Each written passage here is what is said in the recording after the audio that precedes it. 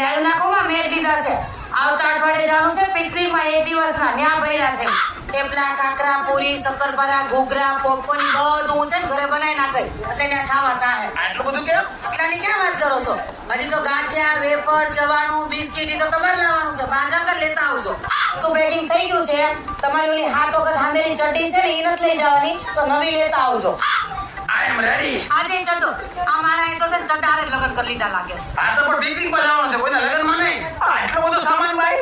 અરે આપણે ખાલી એક દિનના પિકનિકમાં જઈએ છીએ, કારણ મહેનતની જાત્રા પર નથી જતા. તમે સારમુના હાલો ને. આ બસ વાળો હજી કેમ ન આવ્યો?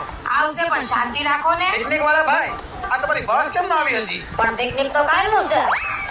આ પિકનિક ક્યારે છે? રવિવારે. તો આજે શું છે? શનિવાર. ઓય બાપા, લે કાઈ વાંધો નહીં. મારે છે ને ઢોકળા ખાવાની કેટલી ઈચ્છા હતી.